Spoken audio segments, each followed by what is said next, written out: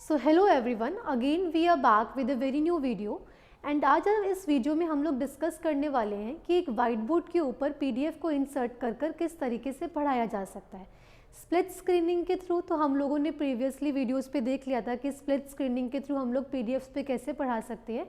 But आज इस video में हम लोग पर्टिकुलरली ये सीखने वाले हैं कि वाइट बोर्ड के ऊपर पीडीएफ को इंसर्ट कर कर किस तरीके से हम पढ़ा सकते हैं, जिससे कि टीचर्स का काम बहुत ही आसान हो जाएगा। अभी मेरे पास यहाँ पर दो पैनल्स हैं, this one is 14.0 and this one is 13.0। तो आज हम इन दोनों पैनल्स पे देखेंगे कि हम लोग पीडीएफ को किस तरीके से वाइट बोर्ड पर इंसर्ट कर सकते हैं। तो अभी मेरे पास 13.0 पैनल है जिसमें मैं जूम इन कर देती हूँ और इसमें मेरे पास नोट का ऑप्शन। तो इस नोट के ऑप्शन में इसको हम लोग ओपन करेंगे तो यहाँ पर एक ऑप्शन मिलता है मुझे मेन्यू का, जिसमें मेरे पास एक ऑप्शन है इंपोर्ट का पीडीएफ का, जहाँ से मैं किसी भी पीडीएफ को इजीली इंसर्ट कर सकती हूँ। तो यहाँ पर मैंने एक पीडीएफ इंसर्ट करी हुई है 41 पेजेस की। तो इस तरीके से मेरी पीडीएफ इंसर्टेड है कि हर एक पीडीएफ का पेज ऑटोमेटिकली हर एक वाइट बोर्ड के पेज के ऊपर इंसर्ट हुआ है।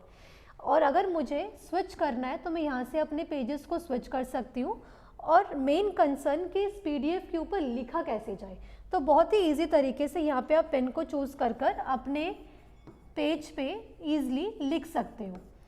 और इससे बड़ा कंसर्न ये होता है कि अगर मैंने इन पेजेस के ऊपर कुछ लिखा है तो वो सेव करने के बाद रहेगा या नहीं रहेगा, तो आपको टेंशन लेने की बिल्कुल भी ज़रूरत नहीं है।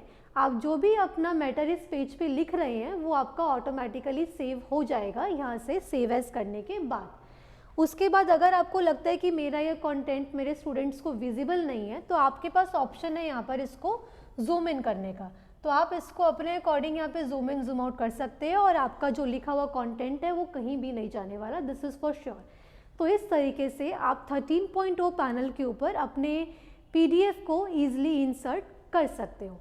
अब हम बात कर लेते हैं 14.0 पैनल की। तो यहाँ मेरे पास 14.0 पैनल भी है।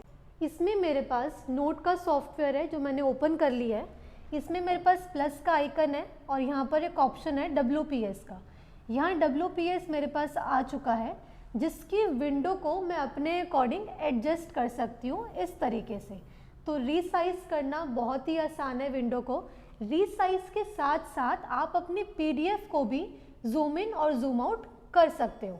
अब अगर आप चाहते हो कि इस विंडो को मैं कहीं और प्लेस करूं तो वो चीज़ भी पॉसिबल है। अब आते हैं हम कि इस पीडीएफ पे लिखा कैसे जाए।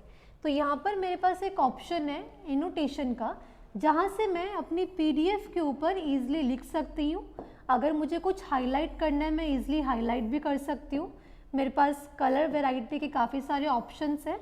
और अगर मुझे इरेज करना है तो मैं इसको इरेज कर सकती हूँ। सेव करके रखना है तो यहाँ पर मैं सेव भी कर सकती हूँ। तो इस तरीके से आप अपनी पीडीएफ के ऊपर ही कुछ भी लिखकर पढ़ाएंगे तो वो सेव हो जाएगा। और पीडीएफ में जो कंटेंट आपने यहाँ पर पढ़ाया है और आपने उसको अगर सेव किया है तो आपकी जो पीडीएफ सेव होएगी वो एनोटेशन के साथ सेव होएगी। तो इस तरीके से हम लोग दोनों पैनल्स में ईजिली अपने कंटेंट को शेयर कर सकते हैं और पीडीएफ के थ्रू वाइट बोर्ड पर ईजिली पढ़ा सकते हैं। So this was the query. अगर आप लोगों की कुछ और भी क्वेरीज है तो प्लीज़ हमें कमेंट सेक्शन में बताएं, so that we can make the videos and we can bring the solutions for you. Thank you.